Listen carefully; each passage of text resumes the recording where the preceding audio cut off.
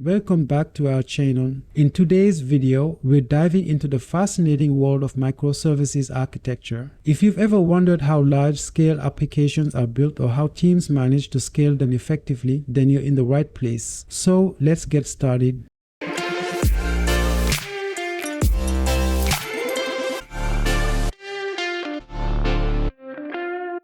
Microservices architecture is a modern approach to building scalable applications by breaking them down into smaller, independent components. Instead of having one massive monolithic application, teams can now create services that handle dedicated functions within a larger application. Just think about it, services like shopping carts, billing, user profiles, and push notifications can all be individual microservices. These functional areas are sometimes called domains.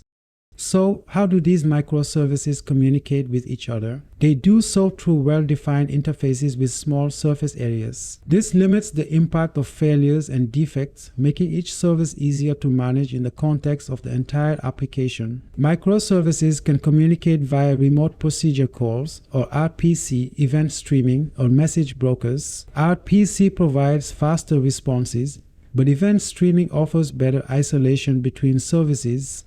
One of the key benefits of microservices is the ability to deploy each service independently. Their small size, clear boundaries, and limited impact make frequent deployments feasible, giving operators confidence in the process. Imagine being able to update or fix a single service without taking down the entire application. That's the power of independent deployment in a microservices architecture.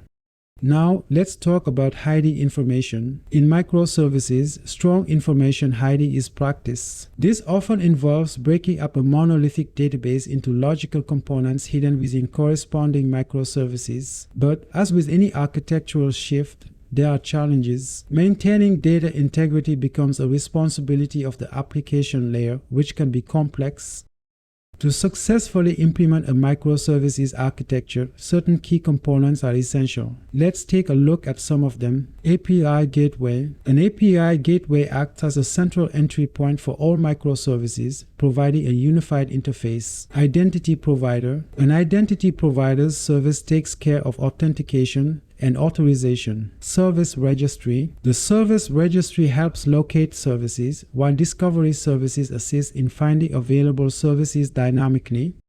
Microservices are incredibly powerful, but are they suitable for every scenario? Let's explore when to use microservices.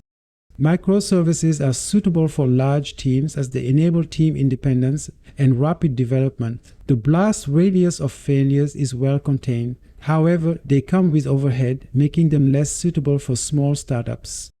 Managing code in a microservices architecture can be a challenge. Let's discuss two approaches, monorepo and polyrepo. With a monorepo, all services share one repository, simplifying code management and sharing. However, it can lead to tight coupling between services. On the other hand, with a polyrepo, each service has its own repository, offering complete isolation, but it can potentially make it harder to manage changes that affect multiple services.